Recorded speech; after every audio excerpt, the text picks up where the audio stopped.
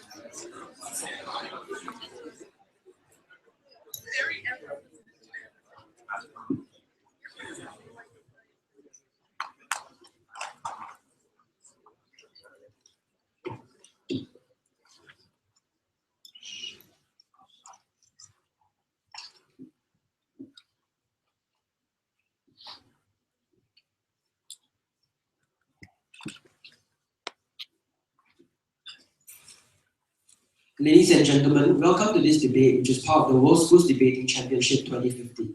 My name is Jia Wei, and I will be your chairman for this debate. Seated next to me is Eugene, who will be your timekeeper. Each speaker will have 8 minutes to make a speech. After 1 minute, the timekeeper will signal once like this. After this sound, debaters on the other team may offer points of information to the speaker. Debaters must stand up when they offer points of information. The speaker holding the floor may choose to accept or decline a point when it's offered. At the 7-minute mark, the timekeeper will signal again once, like this.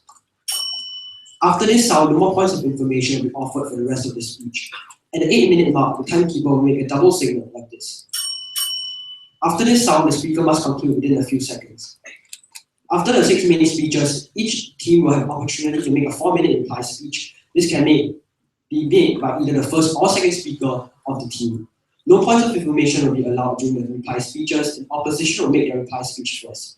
Before the debate begins, audience is reminded to switch off all your mobile phones and any beeping devices which might disturb the audience. Should you need to exit or re-enter the room for any reason during the debate, please wait until the end of the speech or intervals to do so. In proposition for today's debate, we have the team from South Africa.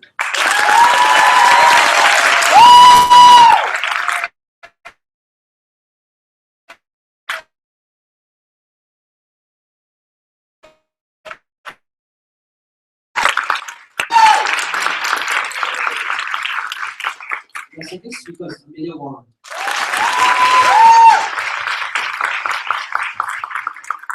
The third speaker is Kate Dewey.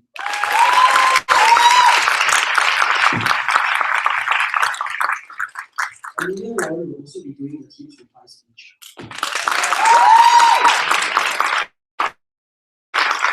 In opposition, we have the team from Singapore.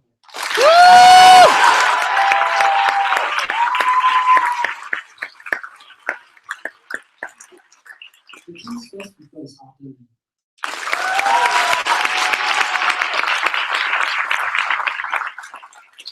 Their second speaker is Brian Yen.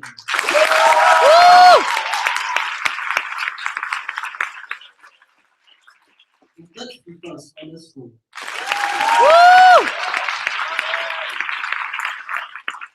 Brian Yen will also be doing a reply speech.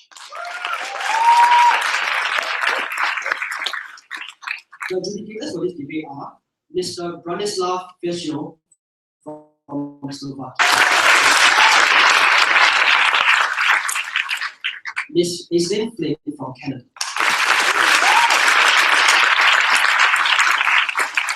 Ms. Zoe Brown from Australia, Mr. Sam Brown from Ireland, and last but not least, Mr. George Chen from China.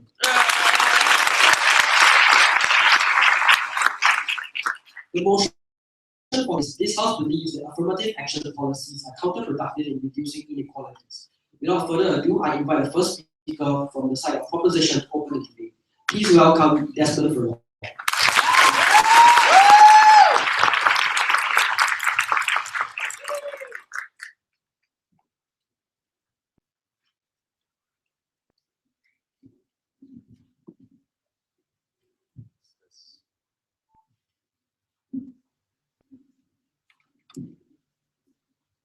Can you hear if I speak like this? Okay.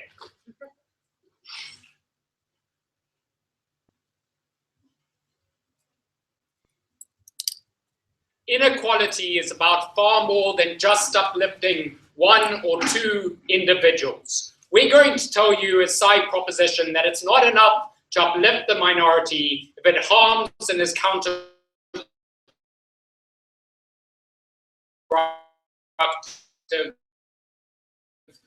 ways that we believe.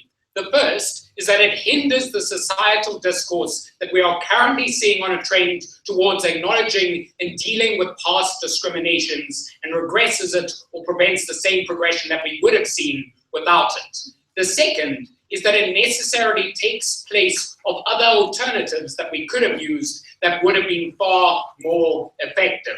We're going to show this to you in the following case. Firstly, I'm going to talk about why the wrong people get into the positions, and why this leads to perpetuation of the harmful perceptions we currently have within society. Secondly, the opportunity cost that this creates. And thirdly, how this stops discourse. My second speaker will then be extending on how this leads to backlash, no thank you, and capital flight.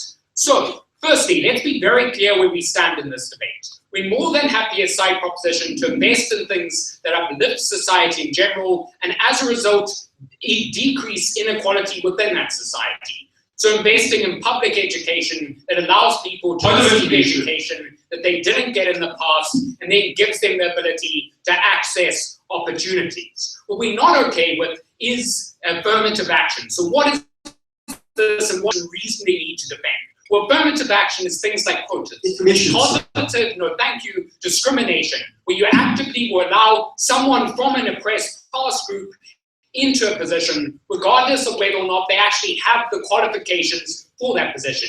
You will have a quota in place. If you don't have people with sufficient qualifications, you've still got to put the next best option into this position. We don't think this is going to be beneficial, as we'll show later. Next, let's recognize what we mean by getting a society that truly is equal. We'll say that this is more than just having a society where you get one or two individuals getting what they deserve.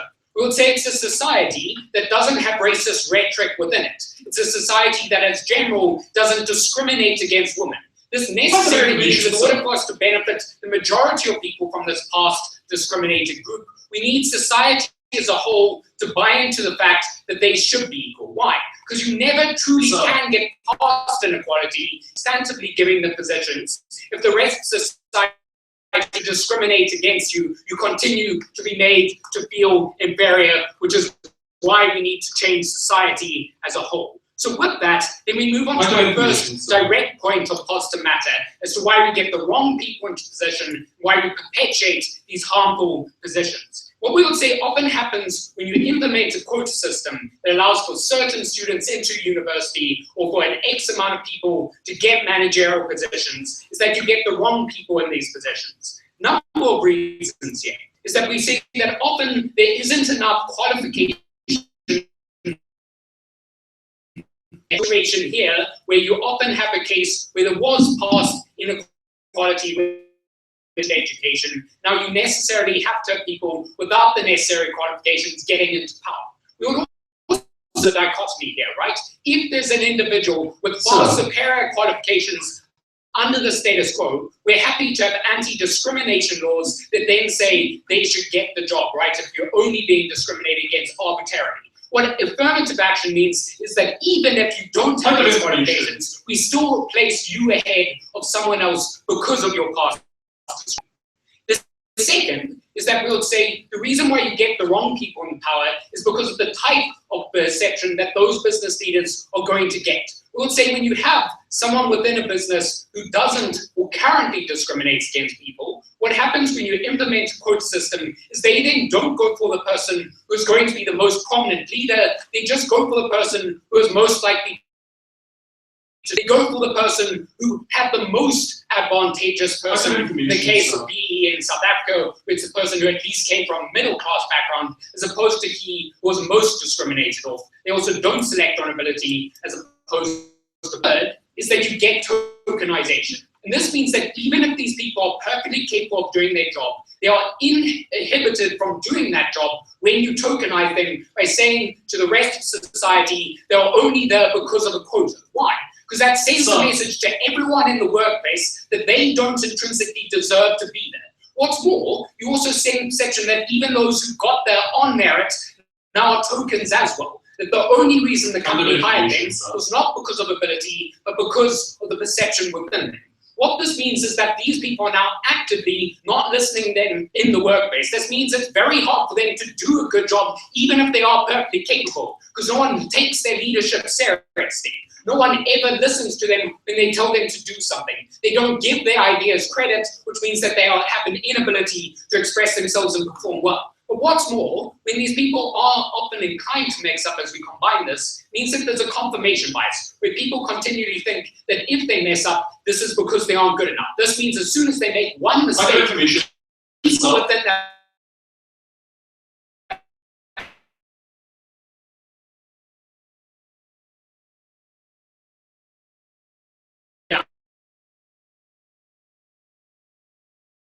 Do you see this? sorry, repeat. Do you believe that financial aid for the poor is counterproductive for equality? No. So we often think giving financial aid does help with equality in terms of accessing opportunities. But we would also just say that within general investing in society, we uplift people, provide them with those opportunities. We don't think this is the same thing as active discrimination in favor.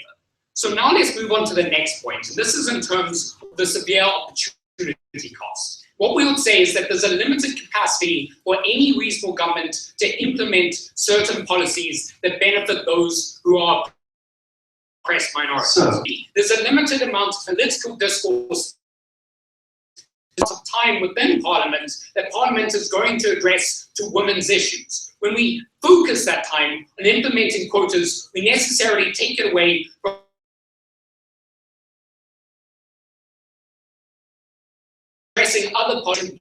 a certain amount which we are going to be able to impose reasonably on businesses. The reason for this is that businesses have a huge amount of influence over our government.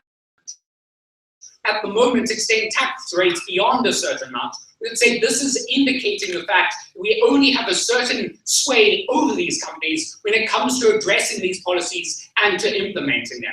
So why is this a negative effect when we take away this capital that we currently have with these companies, and instead focus it on things like quotas and affirmative action as opposed to other alternatives? Well, we would say those other alternatives are far more effective. Why? We're talking things about generally increasing tax that allows for more investment into the public system. We're also talking about things like extending responsibility so businesses provide more training to those of their lowest skilled workers and elevating them and providing more ability for those workers to elevate them within the company. We would say these are far more valuable as they uplift society holistically. They provide them with ability, you then have access to these opportunities as opposed to only benefiting those one or two from this previously disadvantaged group who already are the middle class. We'll say this is a far better alternative that you lose out when you use side opposition policy. So because we want to uplift society holistically as opposed to a couple of individuals, I am very proud to propose.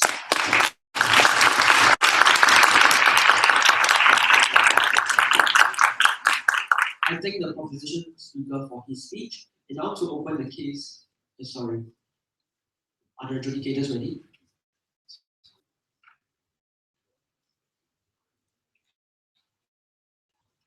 And now to open the case for side opposition, I call upon Arthur Lee.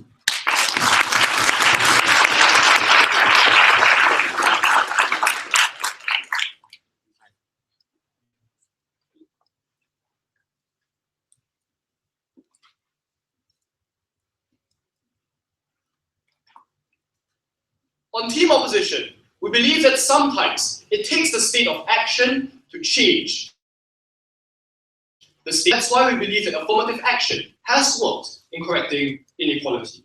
What is our stance? First, we believe that affirmative action has done more good than harm in addressing the inequalities of minorities and women, both in terms of percentage, for example, quotas for women on corporate boards, minorities. We obviously don't have to support the misapplication of affirmative action policies, where they have really served their purpose or remain of an elite, like for example the favoritism of police in Malaysia. And moreover, we support a whole host of other measures of inequality, like for instance, anti-discrimination policies and laws. Affirmative action works very well in Canada, where there are quotas in universities and parliament for members of the First Nations, reducing the wage gap by 2/3 over the past 20 years. We're going to forward 3 arguments. First, that affirmative action helps create equality of opportunity. Secondly, that it creates equality of recourse. But before that, let's deal with their case by asking 2 questions. First, do they really? Secondly, is there really an opportunity cost? First of all, about changing perceptions. They said that equality can only come with a perception of equality. And we agree with this to some extent. But what we think is more important, action has granted disadvantaged groups food on the table, solid forms of art to go into schools, when otherwise racist interviewers would have cut them out. They can't ignore this metric of empowerment in this debate. And we think that they agreed to that by saying that we want needs-tested subsidies. In a classless society, these are indications that we sometimes prioritize perceptions. Okay, I'm going to deal with that case anyway. They first told us about tokenization. We're entrenched to believe that minorities are inferior. No, we think that what affirmative action does is to change these perceptions over time.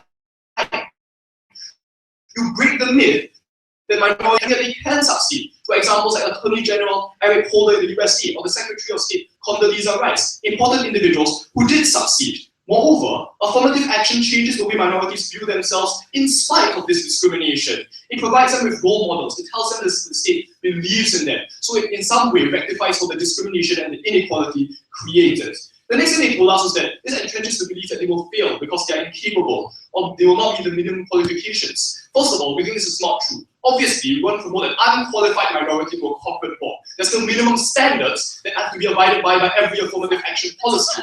Moreover, affirmative action often works to correct for subjective biases, for instances, like in interview boards, like in choosing who voters vote for. So we don't think there's strict qualifications in that sense. And I think they considered to a lot of this when they said discriminatory laws are still allowed under their side. Because anti-discrimination laws disproportionately protect minorities. If we take that to be true, then the same harms to discourse, the same harms to the perception of minority groups will still occur, even without affirmative action. So we think that's a contradiction. Secondly, about alternatives and the opportunity cost. They said that essentially we sacrifice time that can be spent on other means of uplifting society as a whole. First of all, we think that there will be more time spent on minority issues on our side, because for instance in Parliament, there will be more minority members in court. So the amount of time and resources we have isn't fixed when we have affirmative action. Moreover, we think that some groups rather than to uplift society as a whole, because these groups are the most subject to discrimination, the most immiserated, the ones most in need of our help. And we think that it does them a disservice if we focus on all society above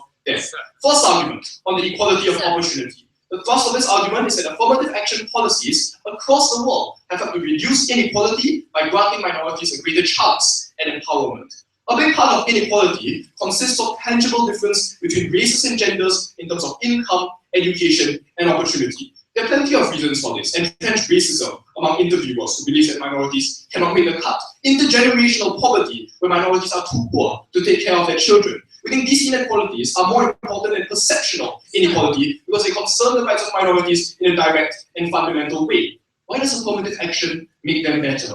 First and foremost, it helps grant minorities direct access to means of empowerment. Quotas for education allow minorities to get past racially biased interviewers. Subsidies help children of poor parents get to school in the first place. Moreover, putting minorities in a position of prominence allows them to correct and change institutional prejudices that discriminate against minorities. For instance, putting women on corporate boards helps them pass laws against sexual harassment in the workplace. African Americans in parliament can legislate against police brutality. For instance, US Supreme Court Judge Sonia Sotomayor under the system voted in favor of Obama's immigration law. It is for another group to understand the unique challenges in the moment faced by members of that group because they don't have the same lived experience. So often you undermine the ability of these individuals to get this sort of change when you tell the rest of the people they have to negotiate with that they're only there to receive as opposed to their own merit. We think that once they prove themselves as capable in these positions they will teach discriminatory interviewers and discriminatory subjective decisions, that's when they can really change social perceptions about their inability and about their incapability. That's our answer to you. We think that affirmative action has hence across the world created the equality of opportunity. It has allowed for the breakdown of institutional inequality in a manner far more important than correcting for discriminatory perceptions. But I'm going to tackle perceptions anyway in my second argument about how affirmative action creates the equality of perception. Here's where I'll attach further with the substantive argument about tokenization. The thrust of this argument is that affirmative action has helped to improve the perception of minorities by other groups and of themselves. A big part of perceptional inequality and discrimination lies in the stereotype that minorities are lazy, that they are useless, that they serve specific roles in society. This comes from an informal segregation, where it's incredibly difficult for individuals to interact and break these stereotypes, especially when they're from privileged groups. There are two ways that affirmative action corrects this. First of all, it allows minorities into institutions and positions and therefore helps to humanize them via interaction. It puts them in greater proximity with members of the majority group, breaking the stereotype because majorities get to speak to them as human beings. It's far more likely that politicians won't be racist when they don't come from a racially homogeneous Ivy League system of schools. It's much harder to vilify someone when they are no longer invisible. But secondly, it creates a perception, as I've mentioned, that minorities are able to step into the shoes of important positions without failing. And yes, this is colored by initial distrust. We don't disagree that there was some initial distrust at the capacity of minorities to hold these positions. But once people start seeing them filling the shoes of politicians, managers, and graduates, and doing their roles competently, we create long-term change in the perception of minorities. Similarly, we have to motivate the minorities themselves because we provide them with role models, people that they can look up to, who might have otherwise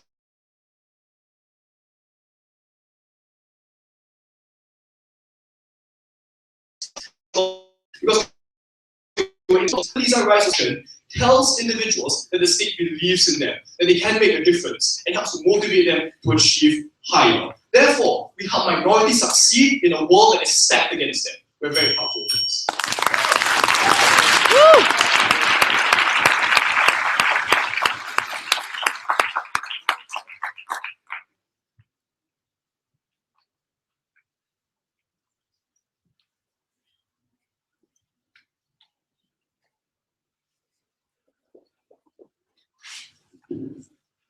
I thank the first opposition speaker for his speech, and now to continue the case for side proposition, I call upon Amelia Warren.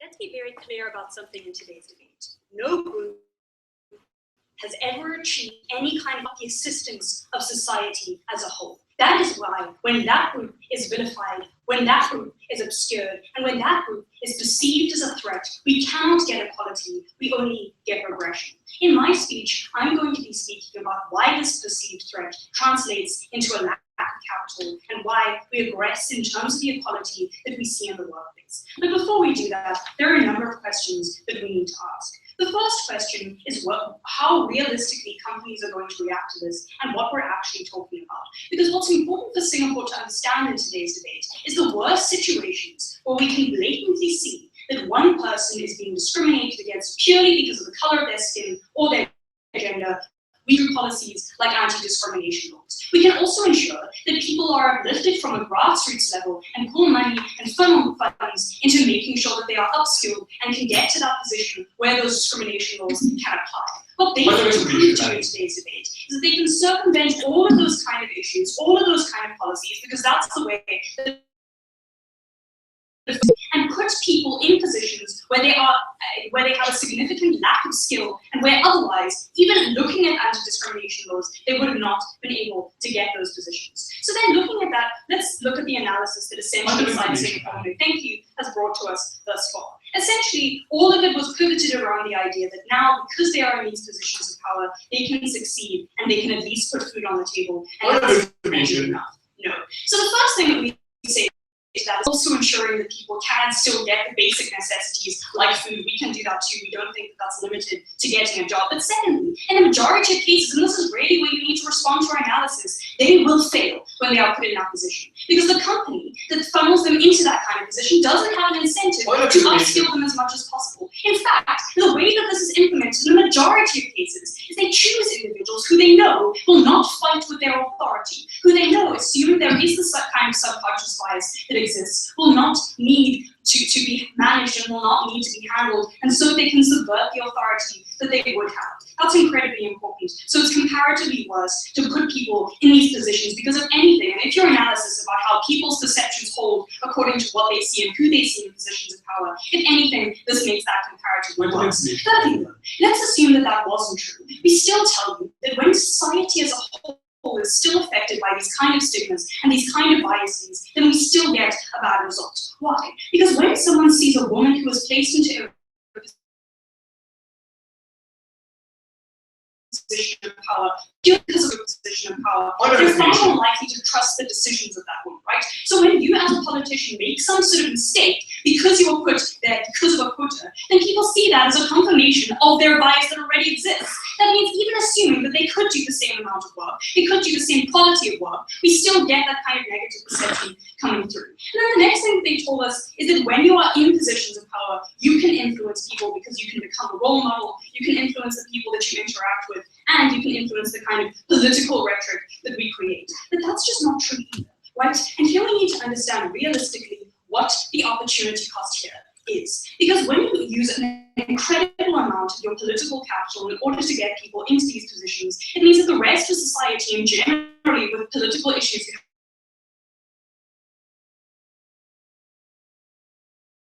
this is a problem anymore, right? We gave women quotas. We made sure that other people were denied access to jobs in order to make sure that they were empowered. That's an incredibly extreme action.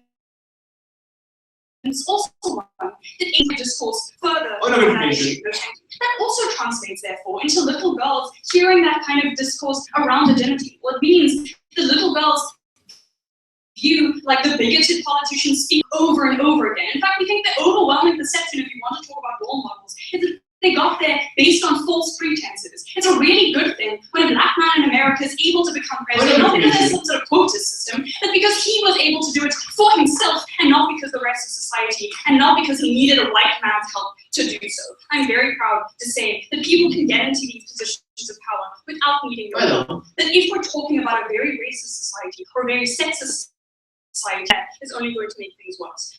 Before I get into my positive matter yet. How do you change social beliefs about minorities when most of them hold low-paying jobs and don't have higher education? Okay, so firstly, we can solve issues about education, right? We can make it obvious that they have the same amount of quality of skill as another group, right? We can solve things like poverty. We can funnel money into all of that. In fact, we think that the incentives of companies and universities themselves can change over time because it just makes sense to hire someone who is as qualified as another person or who is more qualified as another person. Those issues can change organically.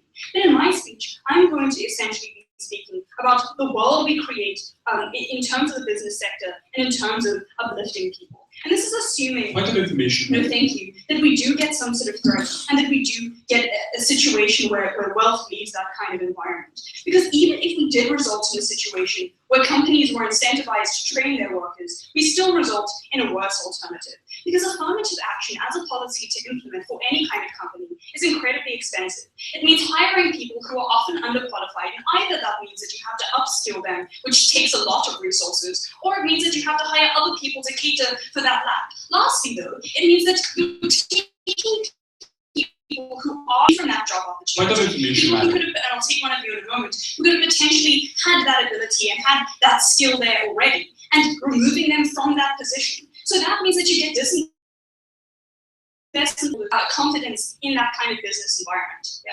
You want to debate the most racist societies. In these areas, how will you implement your policy of helping the most poor minorities without significant amounts of backlash? Okay, so helping poor people and saying that you, as an individual, are, because of the color of your skin, are two very different things. You have to analyze the way that people feel threat realistically in today's debate, right? Because most people don't feel really angry about the fact that they're paying taxes, but when you tell a white individual that they are not going to get a job, even though they are more qualified, even though they are more skilled for that form of employment, that's essentially what harms them far more. But secondly, let's talk about the fact that now you are prioritizing the existence of one individual who might be come from a middle-income family in America who also happens to be black over the rest of society and the rest of the people who we really need to target and really need to help because they really are poor, and you create a cost in that because now, if anything, people feel far more resentful into doing that action. So if we had to prioritize one, and if we did think that people were going to be stretched and angry by this kind of issue, we would prioritize the one which helps the most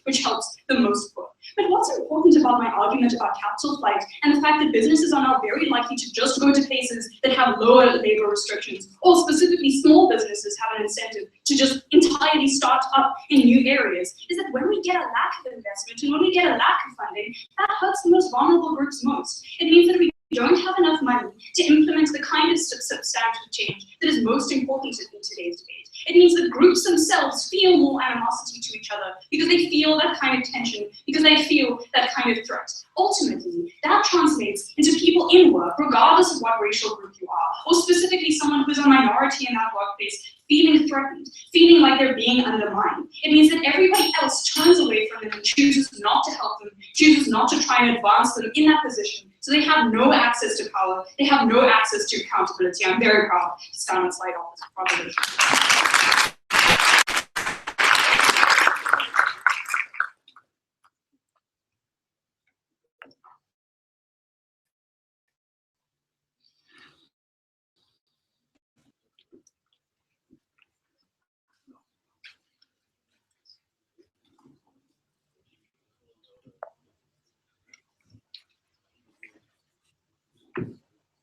I thank the second proposition speaker for his speech, and now to continue the case for opposition, I call upon Brian Yang.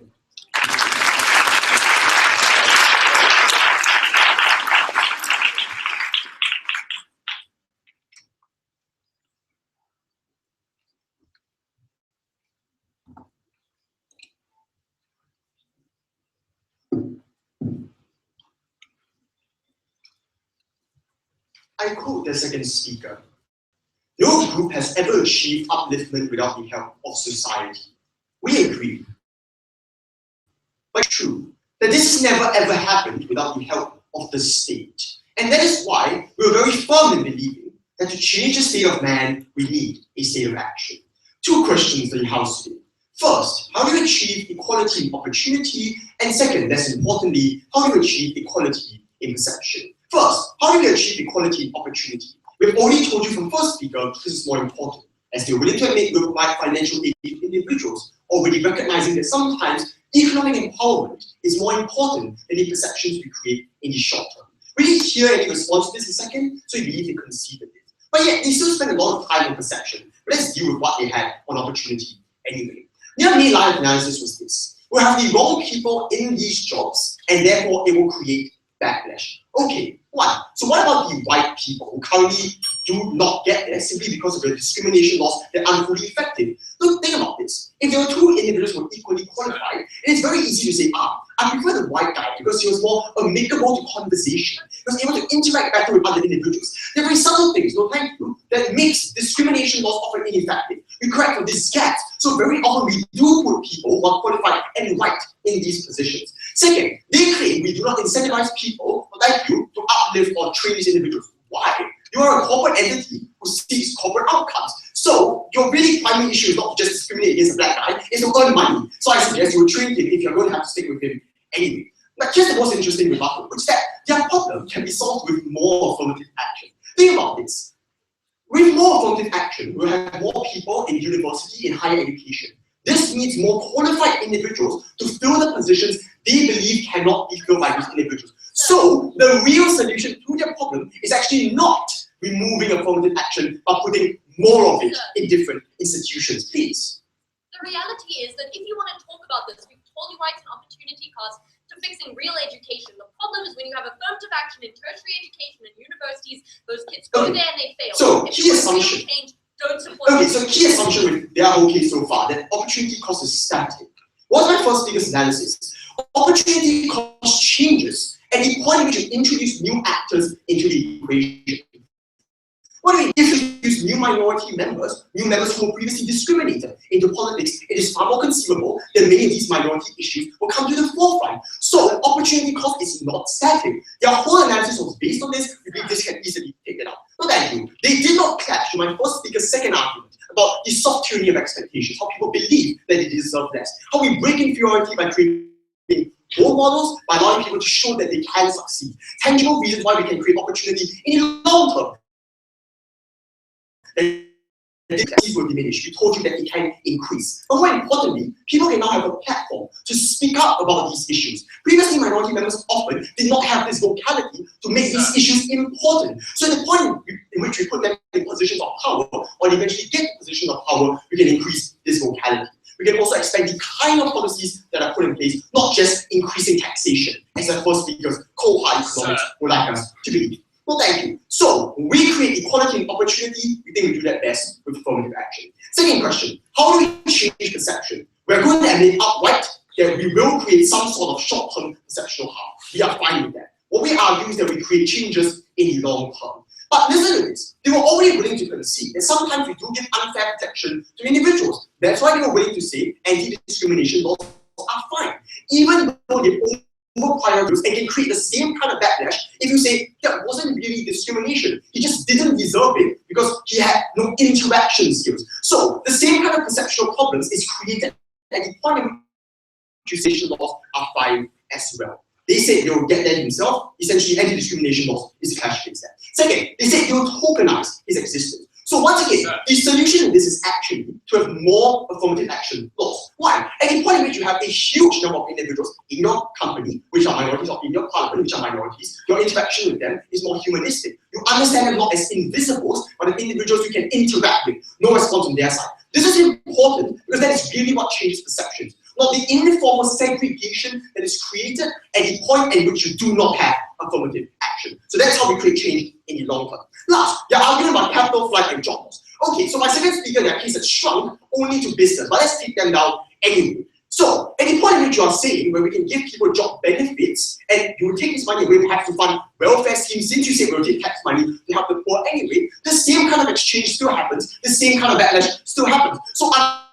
unless any way you cannot argue that backlash is a unique harm on our side. But what this really shows is that we prioritize things all the time, very often to help the most vulnerable. So in this case, we do help the most vulnerable, we believe that is fine. So thank you. I'm going to move to my substantive argument today to show you how we create equality in recourse. So the two areas covered were opportunity and perception. I'm going to show you how access to state institution is diminished at the point at which you do not have affirmative action. And there are two angles under this. First, I'm going to talk about how this hurts historical reparation. Affirmative action is a tangible policy that recognizes the state's complicity in the creation of historical injustice. Whether or not they were complicit is not a question, since they already admitted this in first speaker. So, just as reparations do, affirmative action crucially extends intangible apologies. So, for example, Canada has affirmative action for the First Nation people to apologize for historical oppression as slave labor. So, without affirmative action, there are no tangible forms of apology, and without this, it is easy to perceive the state as unremorseful and condoning the injustices of the past. Now, this is crucial because they cannot simply say, but you've already said reparations are fine. Because reparations also specifically target a certain group, providing them and recognizing this historical injustice. In many ways, it is similar to affirmative action. So, both policies are interlinked. Tangible policies like affirmative action and reparations are mechanisms they will not support. Well, thank you. So at the point at which the state is perceived as unremorseful and condoning injustices, this greatly diminishes the trust individuals have in the state. We believe that every individual should be allowed equality in trust in the state, as it is, after all, a state system which they buy into, and that is where the exchange of rights does happen, where most of their rights and taxes are given out. Affirmative action is a unique means of tangible policy that creates this equality in trust and deal denials. So this is a particular form of equality we want to enshrine. Second form of equality, they hurt faith in institutions. Now, state institutions are dominated very often by majority groups, often by race and sometimes religion. There is, at the same time, compelling narratives that state institutions are increasingly becoming more abusive and exploitative, especially to minority groups. So look at the headlines over the past few months in the newspaper. We always hear about policemen abusing the black minority member, about stop and frisk policies, about militarization of the police. This significantly undermines the faith in the state institution itself and unfairly denies access to this form of state recourse, which we believe everyone should allow equal access to. Affirmative action can correct this inequality because affirmative action policies greatly diversify the members of state institutions. So, at the point at which you can trust an individual within the state institution, you're more likely to buy into this form of recourse. You're more likely to believe that you won't be vulnerable to a series of victimizations simply because the policeman walking outside your door is a white one and not a black one. So, we create this sort of trust and therefore create equality in opportunity, in perception, and in recourse. We stand firm on team opposition.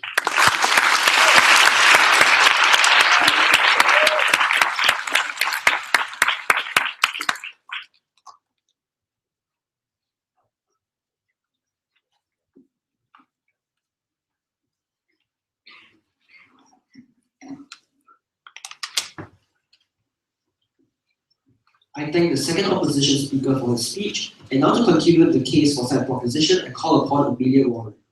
Kate Lewin.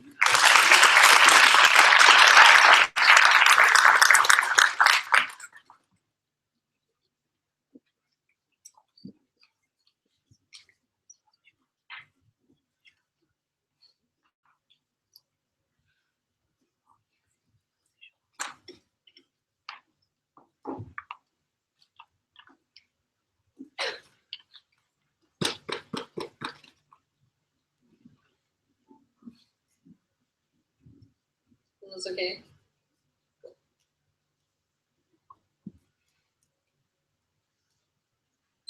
Singapore may just be the most beautiful city I have ever seen. I can tell you, my city doesn't look like this. My city looks like broken windows. It looks like people on the side of the road begging you for money. Because the thing is, ladies and gentlemen, that I come from a country where a black woman is more likely to be raped than she is to learn how to read. I come from a country that has been implementing affirmative action policies for over 15 years. And that is why I'm proud to say that these policies do not work and are, if anything, counterproductive. Because the truth at the end of the day is that if you want equality, you need to uplift everyone, the whole group, not just a handful. That cannot happen with affirmative action inherently, and that's what we're going to show you today. But firstly, 2 mistakes strategically made by the other side of the house. 1, they've been having this debate in the wrong world.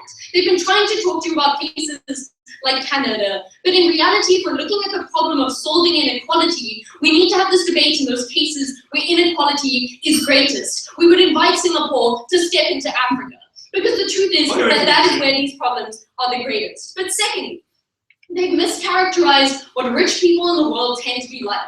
They've tried to tell you that any policy that targets the poor is going to get the same backlash from the rich, regardless, because rich people are just hateful. But the truth at the end of the day is that things like funding education extensively so that it's actually good at a primary level, things like improving housing and access to opportunities at that base level, those actual sustainable policies of investment, don't make the rich very angry. They're willing to pay tax, but they get mad when you take the jobs of their children and of their friends and of themselves. That is when you get backlash. So, now that we actually know what this debate's about, let's look at it in 2 main questions. 1, how does this affect the perceptions and broader upliftment of the whole groups that we're talking about? And 2, what does this actually mean to the individuals that we're talking about who would or would not be affected by affirmative action? So firstly, let's look at this idea of perception. And then ultimately, a very big part of their case depended on this argument that when society sees these minorities in positions of power, and when they see them being competent, when they see them being successful, perceptions are going to change. They're going to be humanized. People are going to start to respect them. They'll listen to them in those perceptions. That is basically the core principle at the moment as to why their policy of affirmative action actually works. Let's interrogate whether or not it's true. 5 responses. 1, they're not going to succeed in those positions because they're not actually qualified. They tell us that these individuals are still going to meet a minimum requirement of qualification. Well, we tell you in that case, they're not having this debate where inequality is the worst. Because where inequality is the worst, they can't get into university with the right qualifications because they didn't have primary education. They can't get into jobs with the right qualifications because they couldn't go to the real universities that would provide them with those degrees. If you want to talk about inequality, accept that they don't have the minimum requirements. But secondly, even if that wasn't true, they're less qualified and are therefore more likely to slip up than the individuals that they're talking about. 2, confirmation bias. We're looking at individuals who have this perception that these individuals can't do the job. What does that mean? It means when they make little mistakes that anyone, assuming they were just as qualified, might make because it's a tough job, everyone believes that it's because they're black or because they're a woman, as opposed to just a reasonable mistake. They hope that we can change this perception, but they can't do it because they require that perception to be changed in the first place. Their logic is circular and it doesn't work. Thirdly, we tell you that if they're going to have this debate in the developed world where individuals are reasonably having the same qualifications anyway, then in those cases anti-discrimination laws can work. If we look at a firm and every single time when they have two people, a man and a woman, both equally qualified, applying for the same job, if they're hiring the man every single time, we can see that there's a problem there and investigate. If you want to have that debate in their world, they lose there too.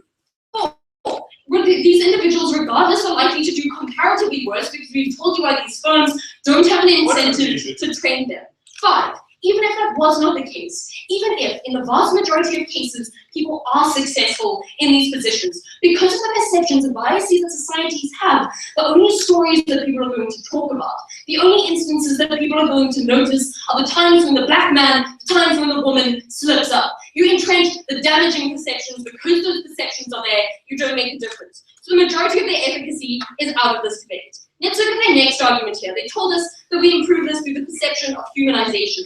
So in your daily interactions, you start to see them as people and your perceptions about them change. Again, that only deals with a few instances of those who work directly with the majority of society. But even in those cases, the opposite is actually true. Because let's look at the nature of the interactions that people have.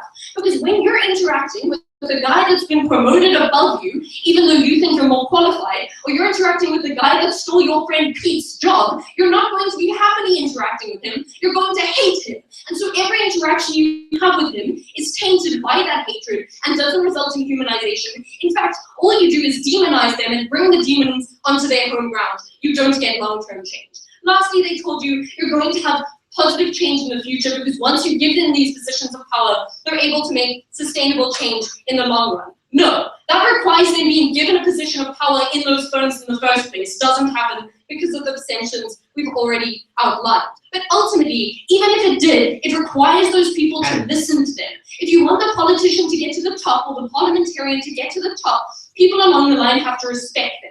We've already shown you why that's untrue, why the perceptions don't exist, so you don't get long-term change and you get short-term damage. But ultimately, we told you about far more harmful perceptions. About the perceptions that privilege of white people or privilege of men doesn't exist. Because in fact, the women have it easier because they're getting all of our jobs, or the black people have it easier because they're getting all of our jobs.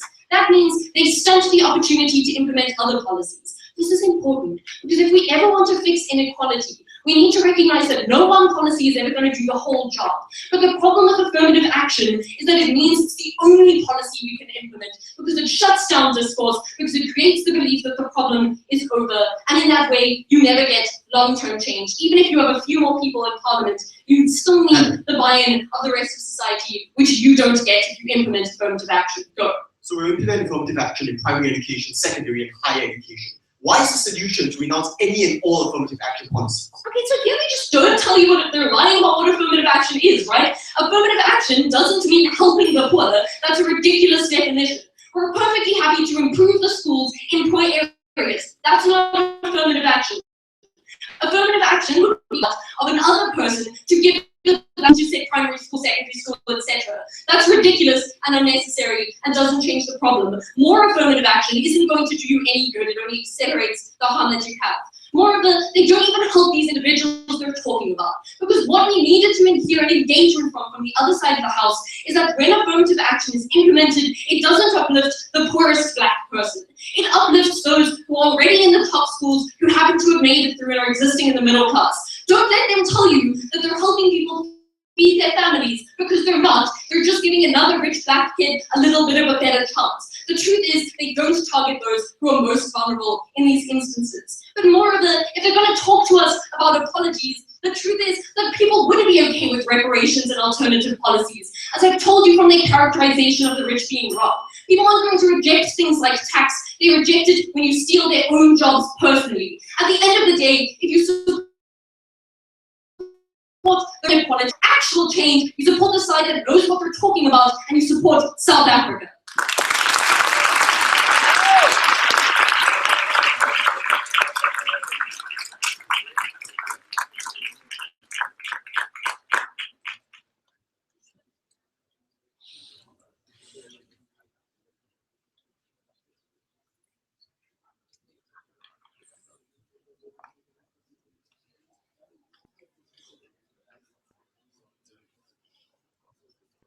I thank the third proposition speaker for continuing the case for side opposition and call upon earnest.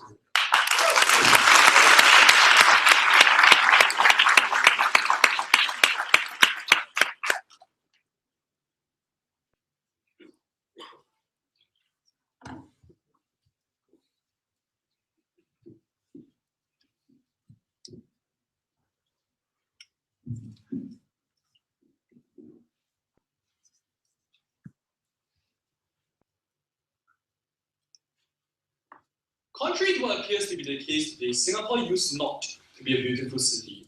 Malays used to make up the disproportionate number of prisoners and school dropouts. Indian women were almost always the victims of violent sexual crime. All of that changed when Singapore put into place a GRC system, known as the grassroots representation system, to forcibly make parties represent these very minorities in political parties. So we thank the third speaker. Singapore is a success story precisely because of this policy. I have two questions. One, do we support equality in opportunity? Second, do we support equality in perception? One, in opportunity. I'm going to take Team South Africa on the highest point. Suppose that the additional woman in parliament is seen as because the Secretary of State is thought to be less capable. Despite all this, that the most urgent, tangible opportunities are what minorities need now. And look, they agree with us because we asked them, how about needs-based subsidies, like financial subsidies for the poor? They said, paying tax doesn't make the rich as angry. Are you listening to yourself or reading the news? In France, in Greece, where people are rioting on the street for this basis, and you still implement that policy? I suspect you agree with us that financial empowerment sometimes matters more than one more racist man in a already racist society. They say, well, this is not the same because you don't take jobs. Yes, but you take away money that could have been spent in the same way, and money is equally a zero-sum game as much as jobs are. So if you concede, you still do this policy, despite the risk of antagonizing a really bigoted elite, I suspect you concede to this case as well. No, this also does that we will support anti-discrimination policies. Hold on a little moment. Who do anti-discrimination legislations really protect? It isn't an upper class or rich white man, because they don't tend to be the victims. It tends to be the exact same groups of people whom Team Proposition tells us is political minorities will be discriminated against more. Despite that, they will still support their policy. In fact, if they tell us that it's bad to make rich white men angry because they lose the jobs that were otherwise for their sons, you know this is what exactly anti-discrimination laws do. Because they say if I wanted to hire a less capable white man, not the more capable white, not the more capable black, they will be illegal. So despite that, they support that policy and they don't believe in regressive to equality. No thank you. So on this basis, I think their own caricatures and their own stances on all these issues admit that sometimes socio-economic empowerment matters more than one more racist man in a really racist society. How does our team foster equality and opportunity? First, because we mandate access to opportunities. We've asked them from the beginning of this debate, but received again no response as to why it's bad that African American gets to college and escapes poverty. We've asked them why it's bad that a woman who's appointed to the board of directors can now earn a decent wage. We've asked them all of these questions. They've never been able to respond to us directly. The only response is, well, this is not about Canada because the problems aren't the same, but they used to be. And that's what's important. The reason why Canada is now a shining example of success is because we try to help the one nation people. The example of how Canada is not in this debate exactly proves our point, that sometimes nations can exit areas of bad race relations with this policy. So yes, it's exactly because Canada is a privileged country that it proves the success of this policy. Next, we also say this paves the way for further community empowerment. And no, a lot of their arguments, even though none of their third speech, because they dropped this point, was based on finite political capital. We heard the businesses will get angry, so you won't be able to pass other more important things like anti-discriminatory laws. We heard if we to help one person, it should not be the really oppressed minority, but the really oppressed minority. So we've asked them, why is this political capital finite? We've told them that at the point we can put women in parliament, that makes it more likely you can vote against restrictions on abortion. No, thank you. That's exactly what Elizabeth Warren told them, that when blacks are in parliament, that makes it more likely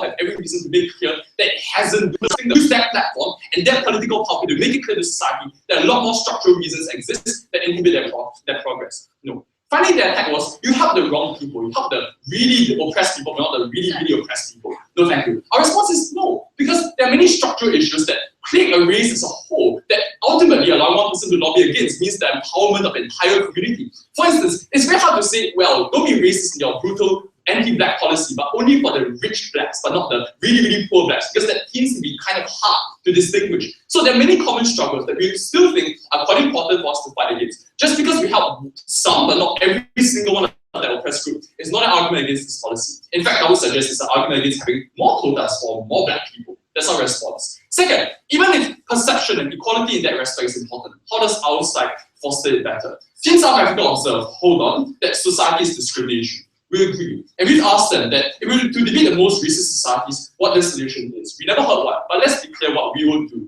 Before I move on, yes. The problem is when you make restrictions on businesses and rich individuals so strict, they're going to leave your country and you lose out on those options and you can't use that wealth to generate real sustainable. First and foremost, do you know how costly it is to leave the country? Not every single country tends to be really easy to exit after years and years of your base and your economic base being there. So first and foremost, that tends to me to be kind of strange. Second of all, you support anti-discrimination legislation. You support heavy taxes to finance redistribution. I will submit that businesses are more angry in your side of the house than mine. Back to my case. First, we grant people the opportunity to improve themselves. They say no, you tokenize them, you reduce them to individuals who didn't make it on their own merit. Don't be condescending. Minorities can succeed too if they break the perceptions that they are similarly in this fashion disadvantaged. No, thank you. And sure, we admit that sometimes they are less qualified than people. But let's be clear, these are not intrinsic problems, they are structural problems. And consequently, when we give them the opportunities they need to flourish and to prove themselves, no thank you. These are barriers that can be breached. The response as well, but you support minimum requirements. Our response is first and foremost, if those minimum requirements are not being met, that's an indicator that we need even more of this policy so that people who need the minimum requirement of primary school can actually go to primary school. So if your problem is that you don't have something, we'll implement the same policy there. And that's what has been done. Because no country in the world is as naive as to believe that a black person benefits when the minimum requirement is having a high-paying job in the best job in the world or the best corporation. So that's our response to that. Furthermore, we'll point out that, sure, you might not have the exact same university degree, but that by no means prohibits you from success. There exists a range of other ways to achieve that success, like on-the-job training, which is an incentive of every single corporation. Now that they have to hire an individual of that race, there's absolutely no reason why you deliberately make him economically unproductive. It would seem to me to be the interest and the profit incentive of a corporation to do the best they can with the restrictions that we place. And that's why I think it's very likely that they will not be deliberately discriminatory. They will say, this is a person who's here to stay, and regardless of what you think about it, because of our policy. And consequently, it's a lot more likely that they will treat him, that they tell people not to be discriminatory against him. The exact same policies that he proposition supports, we're quite happy to enforce them as well. Our final question then is, what is their alternative? Because they tell us that these are racist societies with confirmation bias. They only notice the occasional woman when she slips up. This seems to me to be a problem that afflicts their side as well. Because many women, the few women who get their lack of support structures because they are a minority, they feel even more. The difference is on our side, we have many other more success stories, like Condoleezza Rice, examples we gave you as early as our first speaker. Again, no response. We took this analysis further. We said, we break the system of informal segregation. It's bad when the rich white elite goes to better schools, go to better jobs, and isolate themselves in echo chambers of privilege. Then go on to become politicians and pass racist laws. We say it's a lot harder to demonize somebody that's not invisible, and that's why we want to break down these walls and place them in the same classrooms. No response. We also told you that this breaks the soft tyranny of low expectation. When people look at other people who succeed and who come from the same disproportionately disempowered backgrounds as they do, this instills in them the belief that they can do the same. We have absolutely no response to this point as well. Consequently, because our policy and the policy we're debating about fosters equality in opportunity and perception, I'm so proud to stand in opposition. Woo!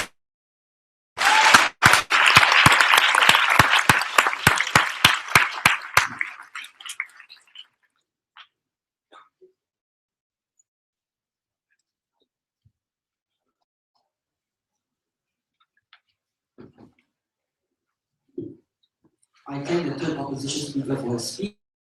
Each one to the team's 4-minute concluding reply speeches. The side of opposition will deliver their reply speeches first. There are no points of information during reply speeches. The timekeeper will signal once to let the speaker know that they have 1 minute left. After 4 minutes, the timekeeper will signal twice. To deliver the opposition's reply speech, I call upon Brian Yan.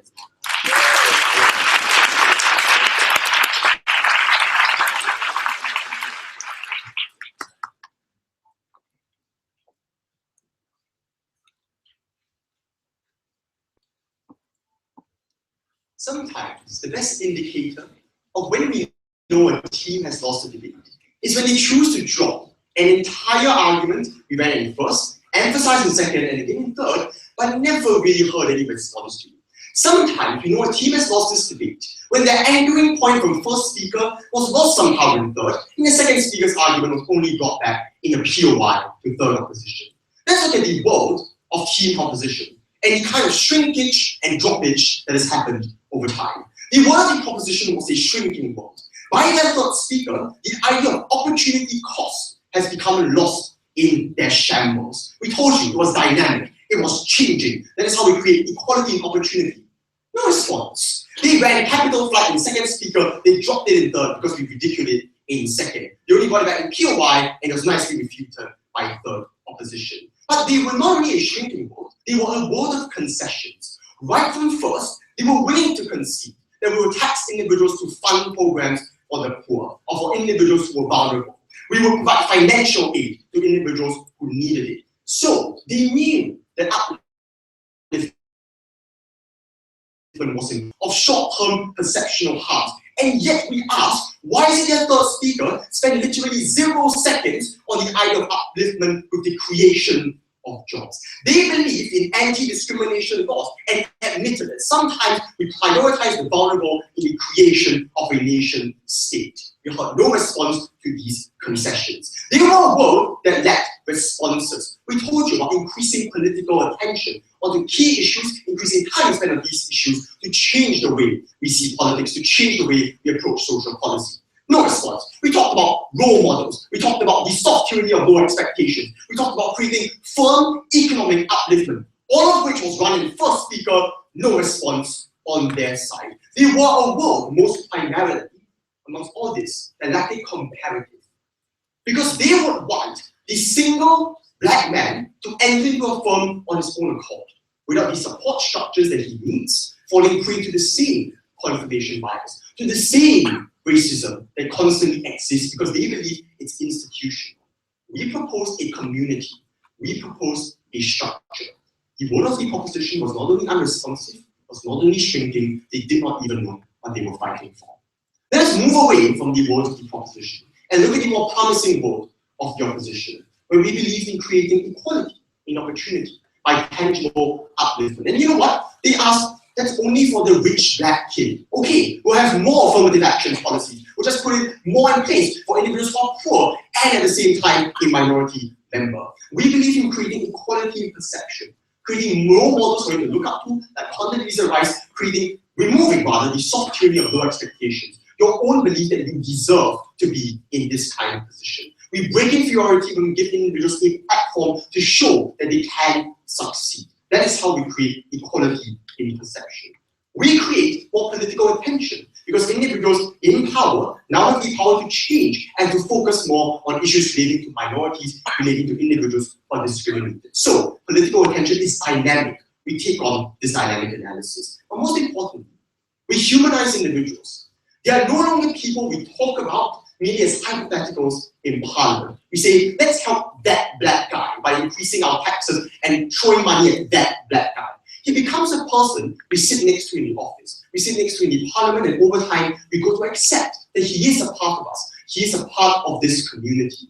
We humanize him as an individual and bring him into the public and private sphere and let him enter into our realms which we previously closed away because of discrimination. He is no longer an invisible. And for all these reasons, opposition was very proud to stand on the basis that we need a state of action to change the state of man.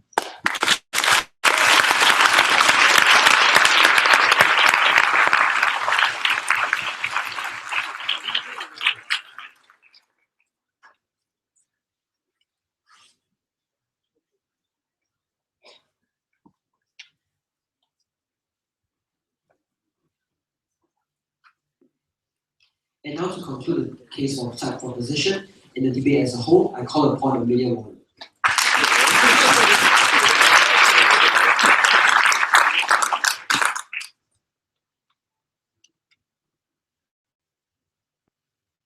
We know the team has lost a debate when they have to lie about responses and focus on the time allocation of the third in order to be convincing.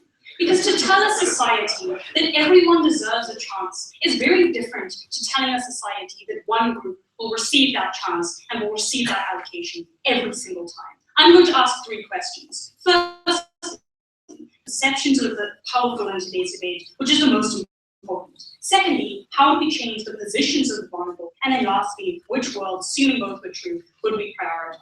So under the first question, we think that this is the most important question that we have to ask, and one that Singapore has already lost in their concession, that the perceptions of people who are currently in power are going to degenerate, and they are going to result in a lot of anger and a lot of backlash. The reason that this is the most important concern is because you cannot achieve any kind of equality if the people who are currently in power don't want you to. But secondly, you cannot achieve equality for the whole of society and for people who are not even necessarily going to get these kind of jobs unless you have some sort of compliance from everyone else. And essentially what we told you is that where there is a real problem of inequality, there is also a real lack of skill. That means the people who are getting positions are taking those of other people who think that they're more qualified because they see themselves as more qualified. That results in a lot of anger. Secondly though, when we're talking about a more developed world situation, it means that we could solve those kind of issues very by simple legislation like the anti-discrimination laws. But secondly, even if we're assuming that the people who can do exactly the same thing, we still say that this kind of policy is harmful because the confirmation bias that you create, every single mistake you make is maximized and made to seem more important. Essentially what they told you is that you can see that your biases are wrong because you can see people who are qualified and they are humanized in that way. So to that, we just say that that's not true. It's unlikely that you're going to either get into positions of power where you can reasonably influence people. Look at all the incentive analysis we gave you of companies. Secondly, though, we tell you that if it's unlikely that you as a company are going to spend that much more time, that much more money, upskinnably, you're just going to pass them over and undermine the authority that they have. Lastly, though, this is far more likely to result in a backlash given the fact that we are prioritizing one group to the cost of another. That's very different from saying that everybody deserves some sort of equal chance that we get through a mechanism like like taxes. And essentially the response that they had was that the rich people would be angry with taxes as well, so it's not really a problem. So to that we say, obviously it's a far less personal anger that we create, so it's less likely to be that persuasive. But secondly, let's take a step back and assume that under both scenarios, the powerful people in society are going to get very angry, right? So reasonably, we can either raise taxes and try to provide people some sort of equality from the ground up, or continue to see a repetition of the kind of mistakes that society has seen in the past. In that situation, every single time, we will prefer the side-and-side proposition because that is the one that provides people with actual opportunities to achieve and not just their tokenism that they imply. So the next question then is, do we really change the position of the most vulnerable? And firstly, we told you we're not talking about the most poor, we're not talking about the most unequal, and obviously that doesn't solve the problem. Secondly, we're not talking about the majority of people, and thirdly, we're not talking about people who are going to get a position of power.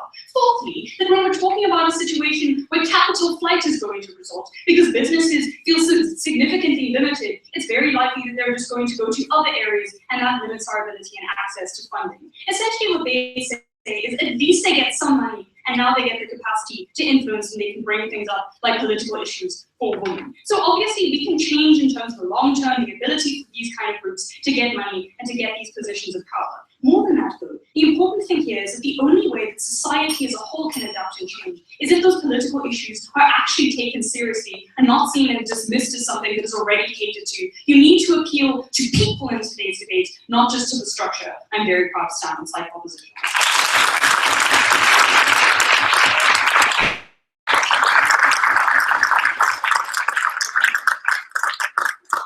Ladies and gentlemen, the adjudicators will now complete their score sheets and then retire from the room to discuss the debate. They will return shortly to announce the result of the debate. Please stay in this area and do not disturb the adjudicators or their conference. Thank you.